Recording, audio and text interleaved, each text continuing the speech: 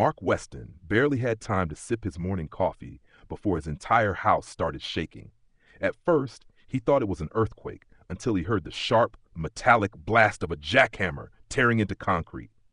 Heart pounding, he rushed to the window and froze. 3 workers in neon vests stood in his driveway, drilling straight into his property. "What the hell?" Mark muttered, shoving his coffee aside and bolting for the door. By the time he reached them, a geyser of water shot into the air, drenching everything in sight. The foreman's face went pale. The workers took a step back. They had just destroyed his water line, and they had no idea what was coming next. The first strike of the jackhammer sent a violent tremor through my house, rattling the windows and making my coffee slosh over the edge of my cup. At first, I thought it was some nearby construction project, maybe a city crew fixing the road. But when the second and third strikes followed in rapid succession, shaking the very foundation of my home, I knew something was wrong. Setting my mug down, I hurried to the front door, my pulse quickening. The moment I stepped outside, the sharp scent of dust and broken concrete hit my nose. 3 men in neon vests and hard hats stood at the edge of my driveway, hunched over a section of pavement that had already been cracked open. One of them wielded a jackhammer, its metal tip pounding mercilessly into the ground. Chunks of my property, my driveway, were flying into the air. "What the hell is going on here?" I demanded, my voice barely cutting through the roar of the machinery. The man closest to me, a burly guy with a clipboard, barely spared me a glance. He motioned to the worker with the jackhammer, signaling him to stop, then turned to me with an air of complete disinterest. "Routine maintenance," he said flatly. "HOA orders." HOA, of course. My stomach twisted with frustration. I had lived in this neighborhood for 5 years, and if there was one thing I had learned, it was that our homeowners association was a nightmare. They issued fines for the most ridiculous infractions. Grass an inch too high? $50 penalty. Trash bins left out 10 minutes past collection time? A written warning. And yet, despite their obsession with so-called neighborhood standards, they had no problem sending an unannounced demolition crew to my property. "You can't just tear up my driveway without telling me first," I snapped. "This is my property. What exactly are you working on?" "Pipe access," the foreman muttered. "We were told to check the drainage and—" A sudden burst of water shot into the air, cutting him off mid-sentence. For a moment, everyone froze. Then chaos erupted. The high-pressure stream gushed from the exposed ground, creating a muddy crater where my driveway used to be. The workers shouted, scrambling backward as water drenched their uniforms. One of them tripped and fell, his hard hat bouncing off the pavement. I stared in disbelief. They had hit my water line! "Shut it off! Shut it off!" one of the men yelled, waving his arms. The foreman fumbled with his radio, barking orders at someone on the other end. My pulse pounded in my ears as I stepped closer, watching gallons of water flood the street. I clenched my fists, my initial frustration morphing into something far more dangerous. They had no idea what they had just done. The water had been shut off, but the damage was done. My entire front yard was a muddy disaster, my driveway a torn-up mess, and worst of all, I had no running water inside my house. I stood there, my arms crossed, watching as the workers muttered among themselves, avoiding my gaze. The foreman, now looking significantly less confident than before, kept glancing at his phone as if waiting for someone to save him from the mess they had created. I wasn't about to let them off the hook. "So," I said, stepping closer, forcing him to meet my eyes, "who's paying for this?" The foreman sighed, shifting uncomfortably. "You'll need to talk to the HOA about that." "Funny, because you just told me you were working under HOA orders. That means they're responsible." He hesitated, clearly not wanting to be caught in the middle. "Look, I'm just following instructions. You need to take this up with the board." "Fine. If they wanted to play it that way, I'd take it straight to the top." By the time I arrived at the HOA office, I was seething. The receptionist barely looked up as I stormed past the front desk, pushing my way into the conference room where 3 board members sat, including Mrs. Collins, the self-important chairwoman who had made my life miserable with ridiculous fines and notices over the years. She glanced up, irritated. "You can't just barge in here," she said, closing her laptop. "Really? Because your crew just barged onto my property and destroyed my water line. So I'd say we're even. Her expression barely flickered. If there's been property damage, you'll need to file a complaint. I threw my hands up. A complaint? I don't need to file a complaint. I need my water line fixed. This is an emergency and I'm not paying for it. Mrs. Collins sighed, leaning back in her chair. Well, unfortunately, that's a matter between you and the contractor. I laughed, but there was no humor in it. The contractor? The one you hired? The one following your orders? You don't get to wash your hands of this. She tapped a manicured nail against the table, considering. I suppose, as a courtesy, we could look into helping with some of the costs. I shook my head. Not happening. You're covering everything. In fact, you're paying triple. Her eyes narrowed. Excuse me? I pulled out my phone, scrolling until I found the exact page I was looking for. It's all right here. The HOA bylaws.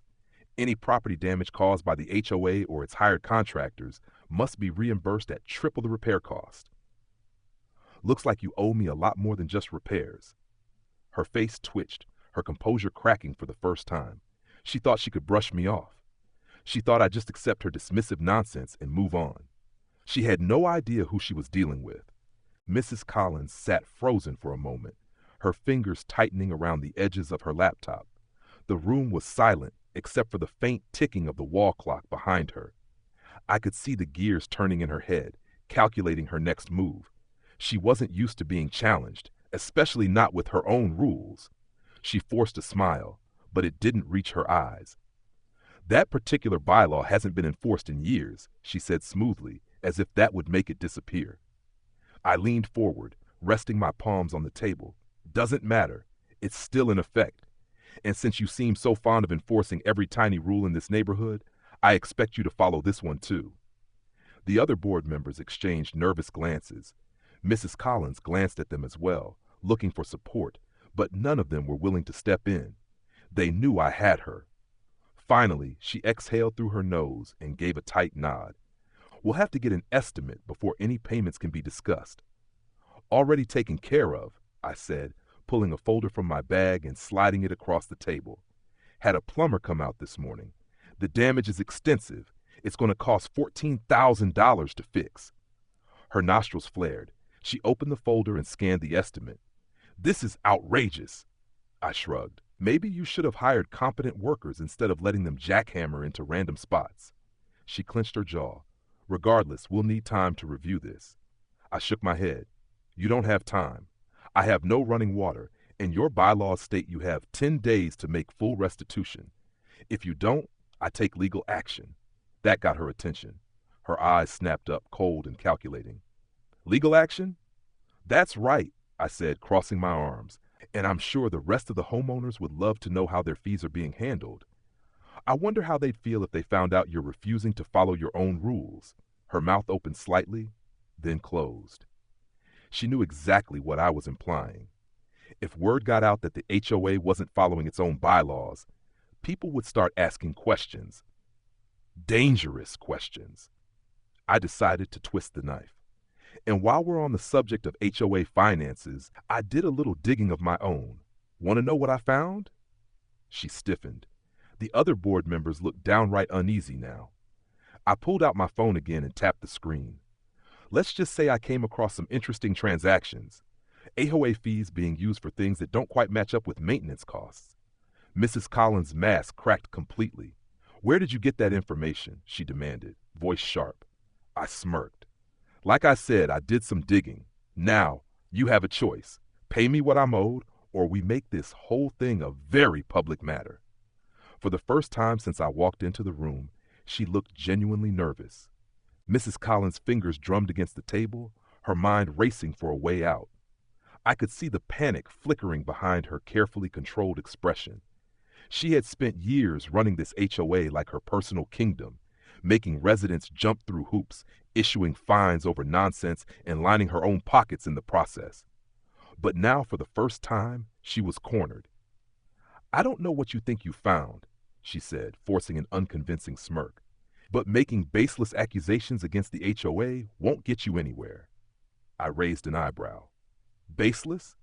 I slid my phone across the table. She hesitated before picking it up, her expression shifting as she read the screen. Let's see, a $10,000 consulting fee paid to a company that doesn't exist. Another $5,000 in administrative costs that just so happens to be charged to a personal credit card. Should I keep going? One of the other board members coughed uncomfortably. Another shifted in his seat, suddenly very interested in his fingernails.